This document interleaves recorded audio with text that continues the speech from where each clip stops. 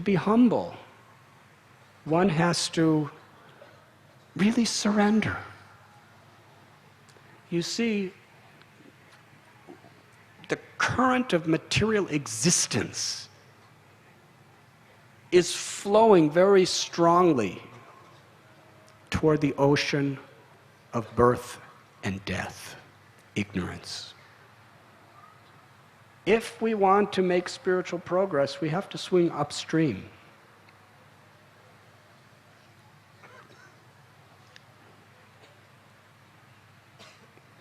If we just are sincere, Krishna tells in the Gita, Ananyas chintayanto mam yejana paryupashate, that if you're just sincere to surrender in this upstream current, I will preserve whatever little you have, and whatever you lack, I will compensate. I will take you up. That is Pushti Marg. That is the path of grace. That is the basic principle of all the Vaishnava Sampradayas. That we are hopeless without grace. We can't connect to that grace and access that grace unless we humble ourselves. But sometimes the fruits of what we gain through practicing bhakti can distract us by making us proud. I'm a great devotee. And that's what happened to Indra. And Krishna organized this incredible pastime of taking all that was supposed to be offered to Indra, and it was going on for generations, and offering it to Govardhan Hill. Now for the Brijabasis, whatever makes you happy, Krishna, that's all that matters. For all of us, it's the most incredible, blissful festival that has ever been performed. And in every temple of Krishna throughout the world for the last 5,000 years, there's dancing and singing and mountains and prasad celebrating Govardhan Puja. But for Indra, it was just the medicine he needed. First of all the anarthas within his heart came out in front of everybody. This great king of heaven, who everyone thought was so cool and so self-realized and so spiritually advanced and so Atmarama, self-satisfied in so many ways. Krishna just knows exactly where the disease is. And he just went right there to that ego. And Indra lost his intelligence totally. He became like a madman. Destroy the cows, destroy the calves, destroy the peacocks, destroy the gopis and the gopas. This talkative little 7-year-old boy is disrupting my fame, my prestige, what is mine. And everyone was watching. Indra's a madman.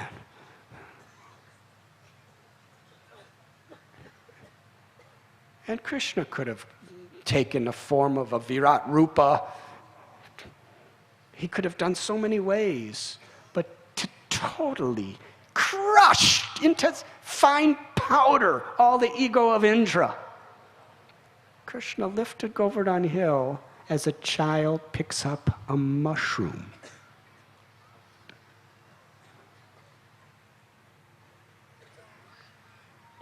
I have seen even 2-year-old little children pick up mushrooms.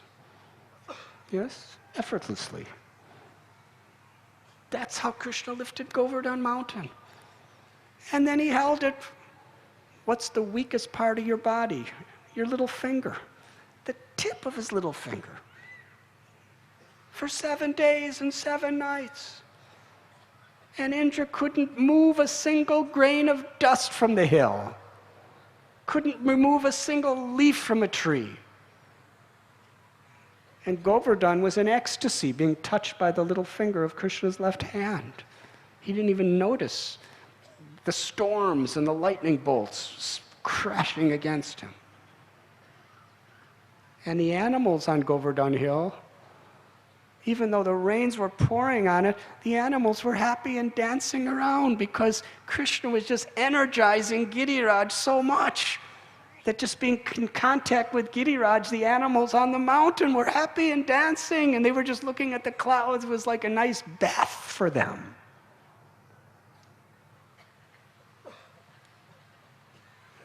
Yes, Indra's pride was crushed.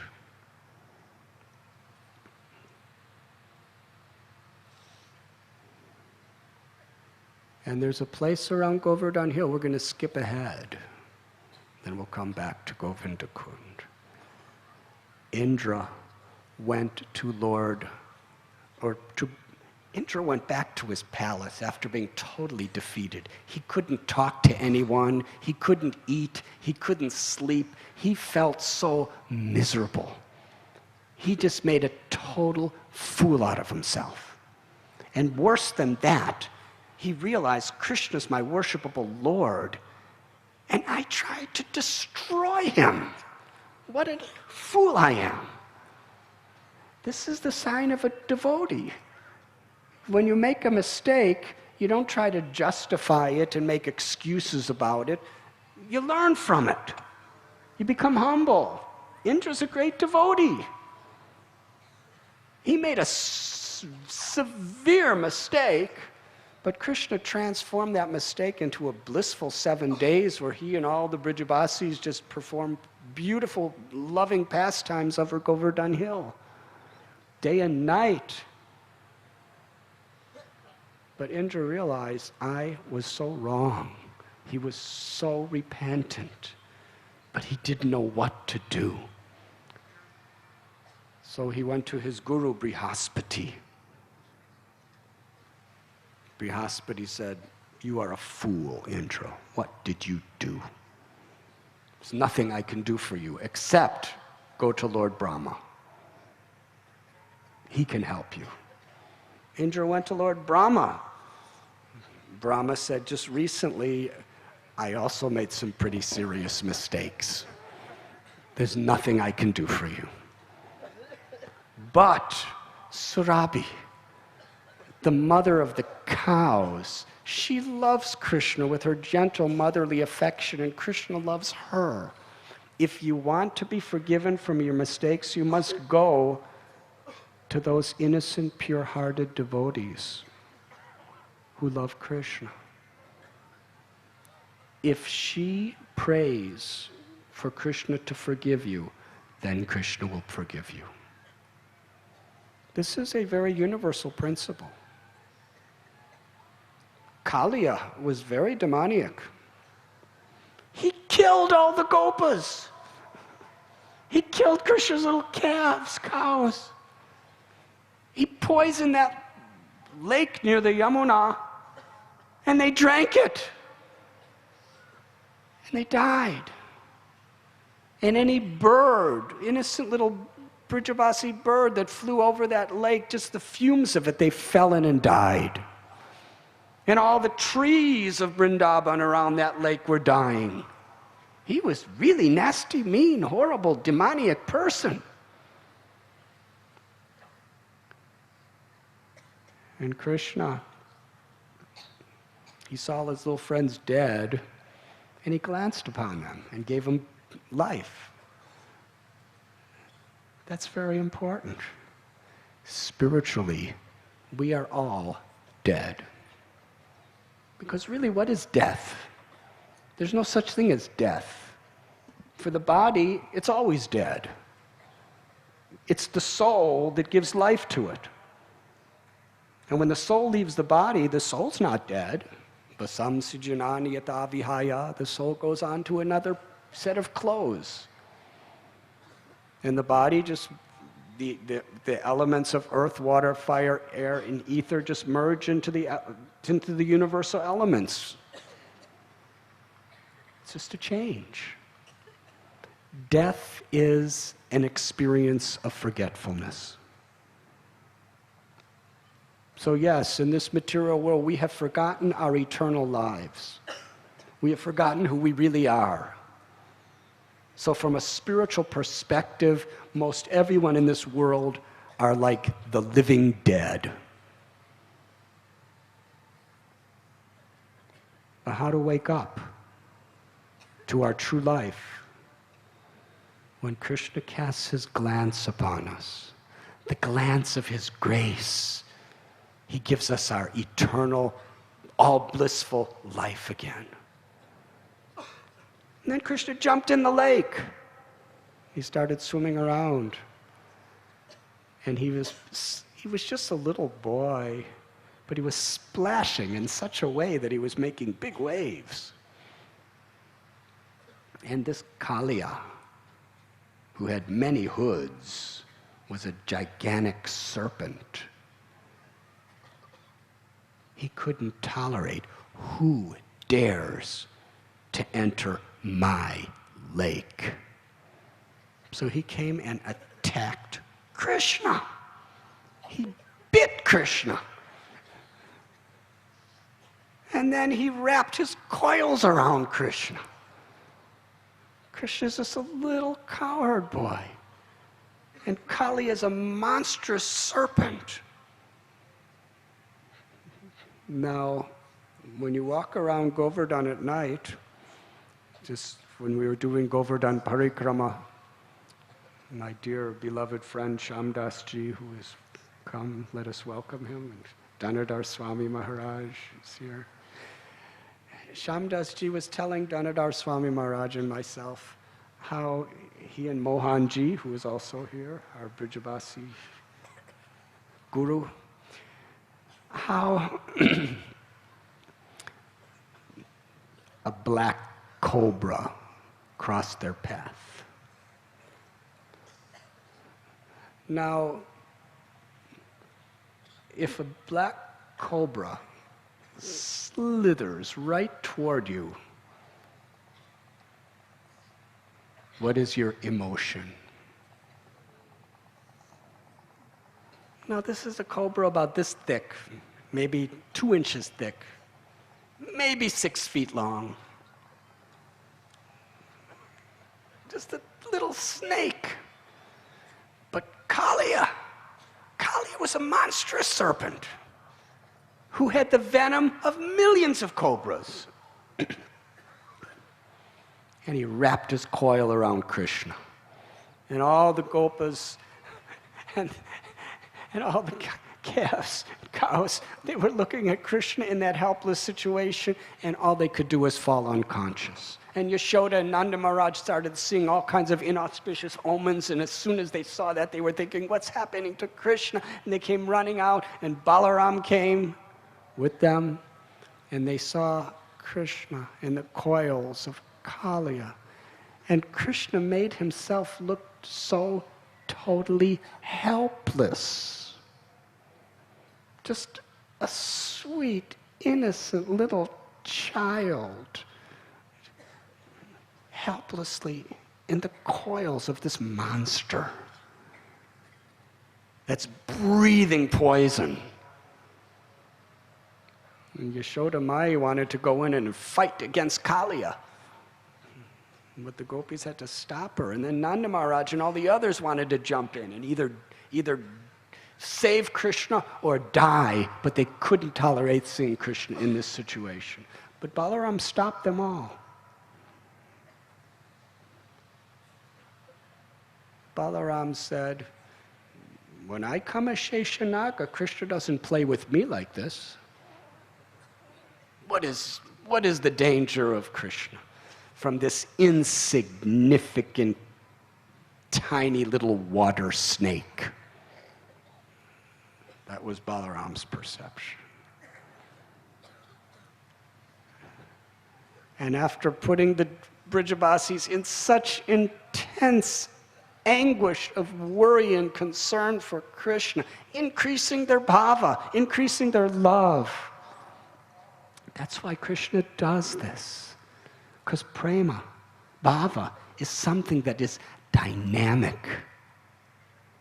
And Krishna puts us in situations, sometimes extremely pleasing situations, and sometimes extremely painful situations. But those painful situations are ecstatic because they increase the intensity of our absorption in our love for Krishna. These Brijabasis were so absorbed in such overflooding, uncontrollable feelings of love for Krishna, they were falling unconscious and getting up and falling unconscious and getting up and falling unconscious. And when they were on the verge of death, Krishna just expanded himself a little, slipped out of the coils, and danced on the hoods of Kaliya, one at a time. And what a beautiful dance. Krishna's Vrindavan Natabara. He's the most graceful dancer of Vrindavan. Now, some of us, we like to dance, but sometimes there's some holes in the ground, and sometimes it's an uneven surface, or sometimes it's a hard floor, and we think, how could I dance here? But Krishna, nothing could limit his beautiful dance. He was dancing on these slippery hoods of Kaliya. And even the dancing apsaras of the heavenly planets were coming down to learn how to dance from Krishna when he was dancing on Kaliya. One head after. His feet are so soft that Yashoda Mai is in anguish during the day, thinking that Krishna's soft little lotus feet, if they step on a pebble or a thorn, it will make them change colors and cause him pain. They're softer than anything in all of creation. Krishna's lotus feet are the softest of all soft things, softer than fresh butter, softer than the most tender lotus leaf, softer than a very newly formed leaf from a tamal tree. So tender. And the gopis, they are feeling that if I put Krishna's lotus feet on the very softest part of my whole body, compared to his lotus feet, it's so hard it may cause him pain. That's how his feet are to his devotees. But yeyata mam prabhadyante, Krishna reveals himself according to how we approach him. To Kaliya, every time Krishna touched him with his feet, it was like a massive thunderbolt crashing against his head. To the Brijabasis and everyone else watching Krishna, he was going with his feet dancing, very sweet rhythm. I'm sorry about that. But to Kali, it was crushing him. And one of his heads, all of the poison started, he was vomiting out all the poison. I'm not going to imitate that one.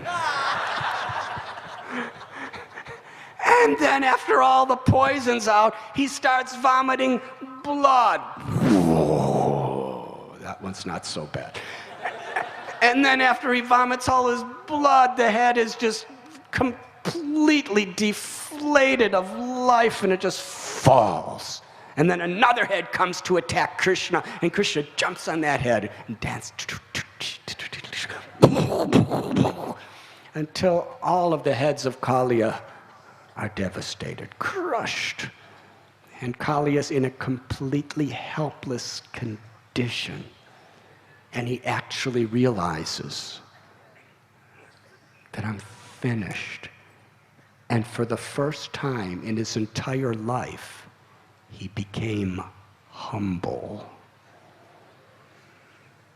At that point, the Nagapatnis, the wives of Kaliya, who were great devotees of Krishna.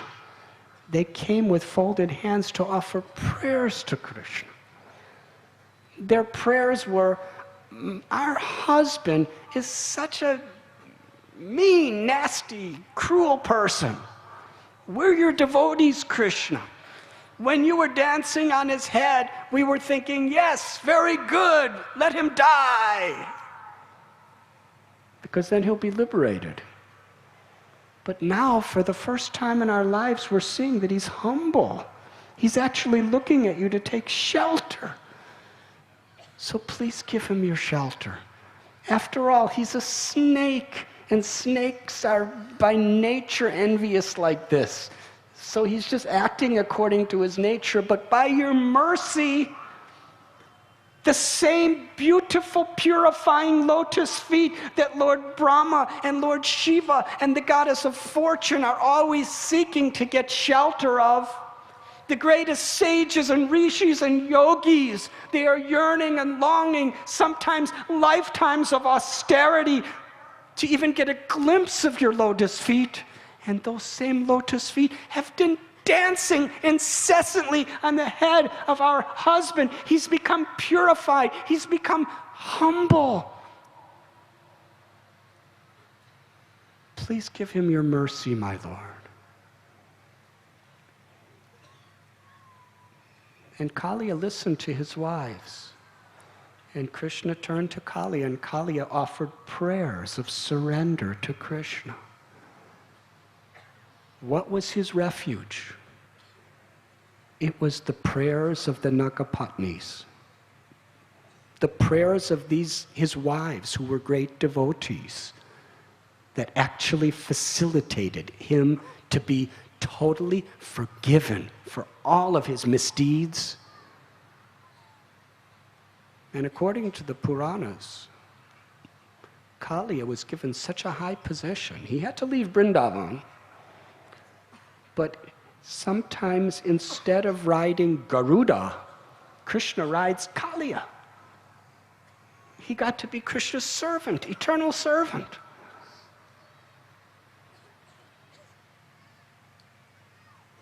In the story of Jagai and Madhai, they were murderers, thieves, they were burning houses, they were raping women, they were drunkards, they were slaughtering animals and drinking their blood and eating them. They were doing all kinds of things.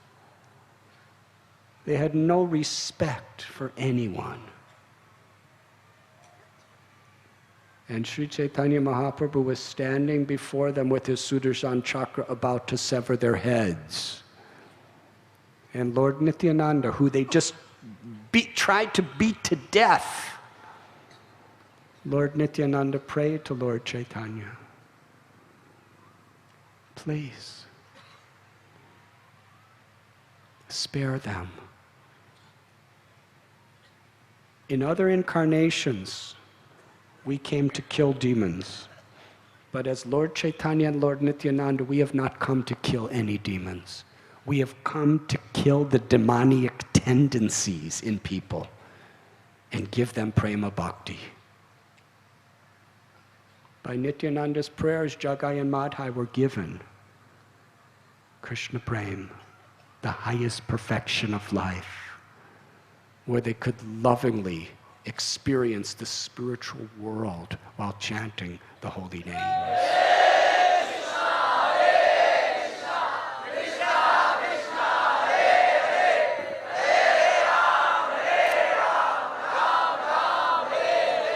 Lord Brahma has been around from the beginning, and he'll be around till the end of the universe.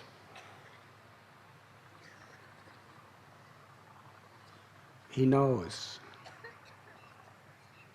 And he told Indra, Surabhi, Krishna loves her, and she loves Krishna. If she prays for you, then Krishna will forgive you. This is an eternal principle.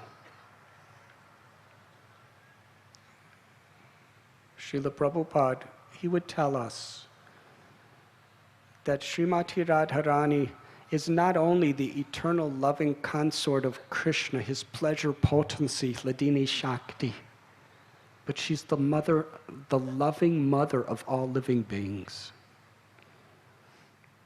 And if we take shelter of Sri Radha in her motherly nature, by being the servant of her servants, with a sincere intent to improve ourselves and to please those who she loves, then Sri Radha will approach Krishna and say, please forgive this devotee for whatever he or she has done, and please accept this devotee as your own loving servant. Give this devotee your love.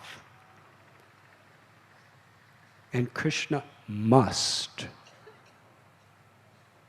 he must accept the will of Sri Radha.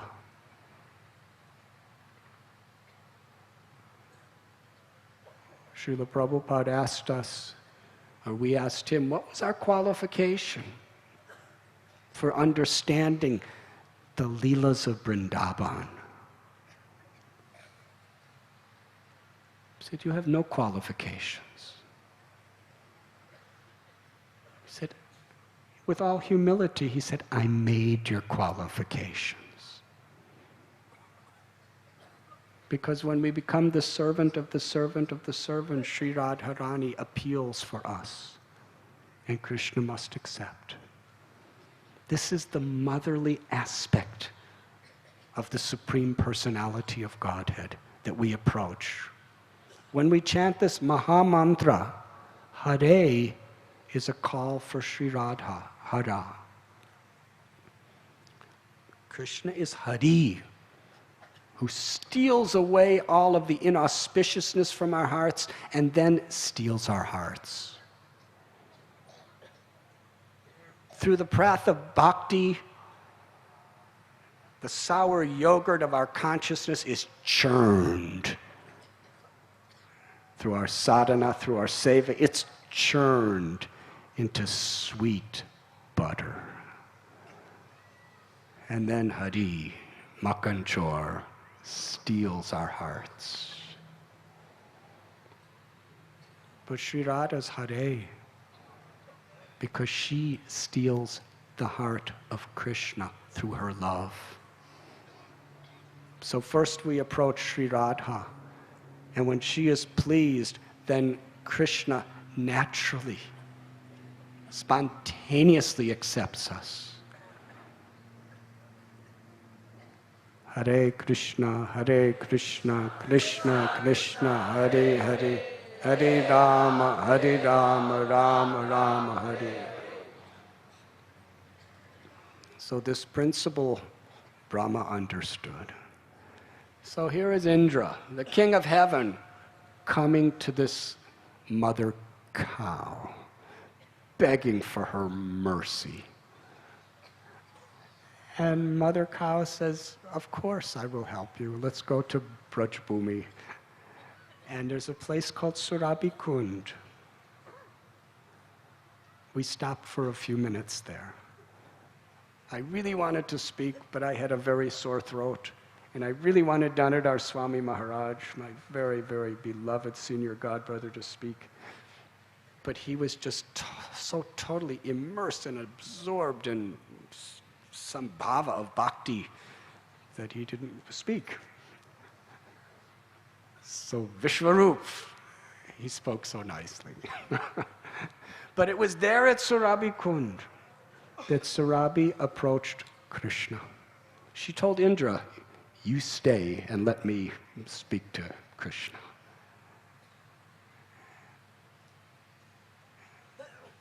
And with such sincere, loving heart of compassion to Indra, she knew what Indra tried to do to all of her children, the cows. She knew what Krishna tried to do, what Indra tried to do to her beloved Lord, Krishna. But still, even though it was a very personal thing for her, what Indra tried to do to her beloved Lord, to her beloved descendants, the cows and the bulls and the calves, and to all of the devotees who she worships, like Nanda and Yashoda. But when she saw that Indra was repentant, with her heart, she appealed to Krishna to accept him. And Krishna accepted him. If a fallen soul thinks that we can approach Krishna directly, it's very difficult. Because really, there's so many walls of ego between us and Krishna that we don't even... The less we know about this ego is the evidence that there's more. Yes? When you're in total darkness, you don't see all the walls in front of you. As the light comes, you see more and more. There's so many walls.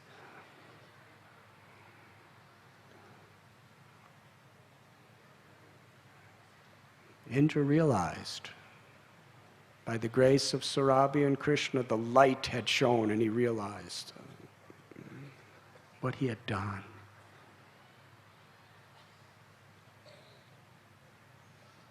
So we must go through Krishna's devotees to receive his grace. And then the doors to the highest liberation open. And then Krishna came and offered his prayers to Krishna. And Krishna listened. 7-year-old little boy. He told Indra, don't do these things again. How many times? Indra wanted the whole universe to know that Krishna is my Lord. I am his humble servant. We want to perform the Abhishekam. And Surabhi said, we don't care about any other Indra but you, Krishna. You are our Indra. And it was at Govinda Kund that it was the official statement to the whole universe that Krishna is the supreme Lord of all lords. Brahma, Shiva, Indra, Vayu, Varuna, Agni, Yamaraj, Kuvera, and everyone else, the Apsaras, the Gandharvas, the various sages and the rishis and the wives of the sages and the rishis, they came with gifts to offer to Krishna. Surabhi, with her own milk and the milk of the Surabhi cow, she performed the Abhishekam of bathing Krishna. And Airavata, the white elephant carrier of Indra, brought water from the Akash Ganga, the Ganga of the heavenly worlds, and bathed Krishna with that.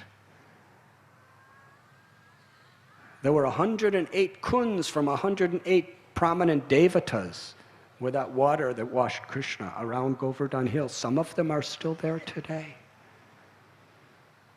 And they had beautiful arti and beautiful thrones, and Krishna was coronated as Govinda.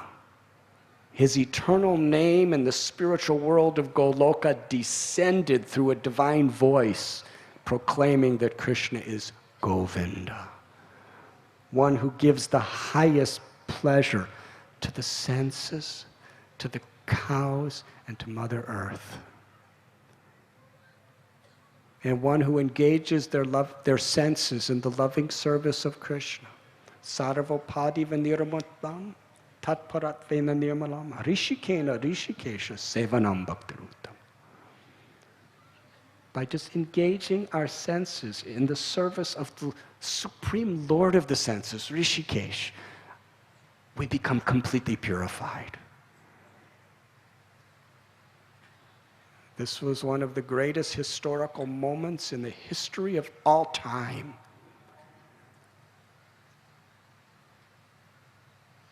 And the water that collected from that Abhishekam is Govinda Kund. And as all the devatas left The little cowherd boys, they came and saw all this paraphernalia, and they just had fun. They put Balaram on the throne next to Krishna, and they started offering artis and fanning him with heavenly chamaras, and they were having such fun. They were joking with Krishna. They didn't see him as God. They just saw him as a friend, and all this, they're little cowherd boys, and all this heavenly paraphernalia for worships all over the place. So for them, it was just play. And when the demigods looked and saw how the gopas were playing with Krishna, the intimacy, the sweetness of their love, the devatas and the sages and the rishis realized, in comparison, we have no love at all.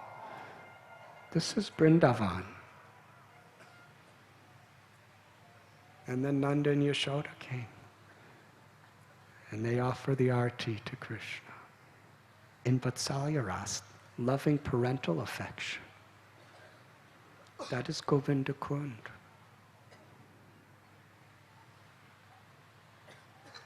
And it was on the banks of Govinda Kund, according to Sri Chaitanya Charitamrita, where Madhavendra Puri was approached by a little cowherd boy and brought him some milk. He said, in this village of mine, Krishna was in disguise. He said, nobody goes hungry. Some people, they beg for food and we supply them food.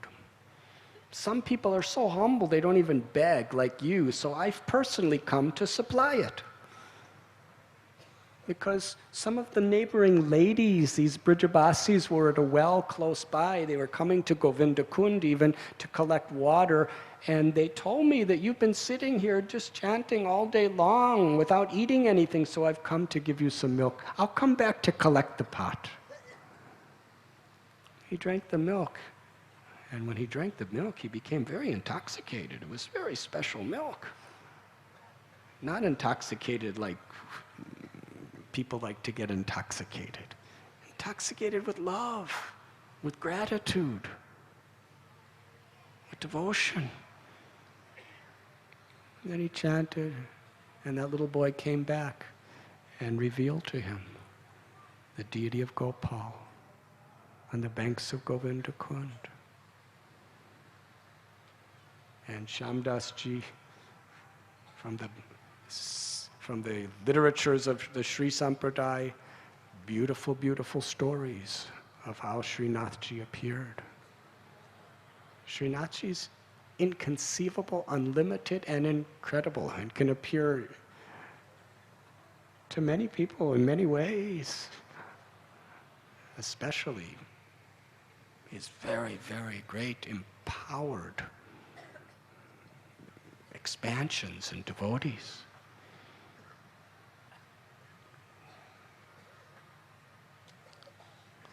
Not far from Govinda Kund is Chandra Sarovar. During the springtime, Krishna performs his Ras Lila with Sri Radha and the Sakis and the Manjaris and the Gopis at Govardhan Hill. During the autumn season of Kartik, the Ras Lila is in the Vrindavan area of Bamsivat. And during the spring season, at Govardhan. This Chandra Sarovar and many of the other Leelas and caves and kunds here and Sarovars of Govardhan are the intimate places where Krishna has the most loving exchanges with his gopis. And since Krishna appeared in the dynasty of Chandra, the moon, when the full moon rose, in order to facilitate Krishna and the gopis' loving Leela, through his rays filled Chandra Sarovar with nectar. The nectar of whose fragrance and taste was there simply to facilitate deeper, more pleasing experience of Ras Lila. as Chandra, through his moonlight, through his nectar, participated, Krishna left Sri Radha and gopis and was hiding from them. Sambhog and Vipralamba, the dynamics of prem or love. That when there's the meeting, it intensifies the experience of the love, the prem. And in separation, it only intensifies it more. And in that separation, when there's again meeting, it intensifies it. So this Sambhog and Vipralamba, the two are constantly in Vrindavan harmonizing each other to heighten the experience of the ananda, the ecstasy of Krishna and all of the devotees. So Krishna was hiding, and the gopis were searching for him, and they found him. They saw him. He was sitting near Paita under a tree, and Krishna, he was right there. So as they was running toward him, he manifested his form of four-armed Narayan. And the gopis, seeing that it was Narayan, the supreme absolute truth, the personality of Godhead, who is the Lord of all lords, who's the source of everything that exists, who is the controller of all controllers, they were disappointed, because you can't have Ras Leela with Narayan. Did you ever see any paintings of girls dancing with four-armed Narayan? That's not his, it's not his bhava. So the gopis, they bowed down to Lord Narayan. They bowed down, and Narayan said, I will give you whatever blessing you want. What blessing do you want? Because he's Varadraj. He's the giver of blessings. They said, there's only one blessing we wish from you. Please tell us which way Krishna went. So Narayan, with his four hands, he went this way. So gopis ran that way, looking for Krishna. They didn't care anything for Narayan. Because this Aishwarya Bhav, the bhava of loving God because of his supreme, majestic, controlling, ruling power of the source of all universes, the king of all spiritual worlds. From the perspective of Vrindavan Bhakti, it cripples the relationship. In Vrindavan, Raghunath Das Goswami writes that Krishna is pleased when saints and pure devotees are chanting hymns in glorification of the Supreme Lord from the Vedas.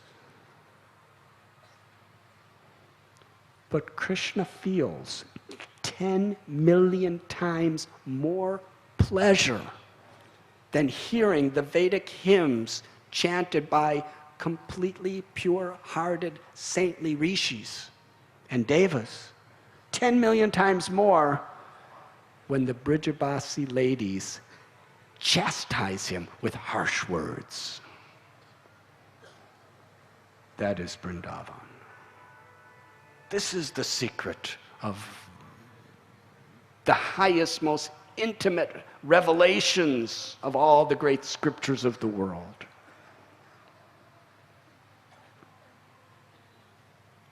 So the gopis know who Narayan is. They love him as the Supreme Lord. But their only real desire is to give pleasure to Krishna, who's their lover and their friend. So they ran looking for Krishna. And then Sri Radharani came, and she asked Narayan, he said, "What blessing would you like?" And she said, "Please tell me where Krishna is." And looking at Sri Radharani and feeling the love of her heart, Krishna is conquered by love. Krishna tried to maintain that disguise, but in the presence of Srimati Radharani, two of his arms, with the conch shell and the lotus and the club and the chakra, they just melted away. And his flute appeared in his hands. Conquered by Sri Radha's love.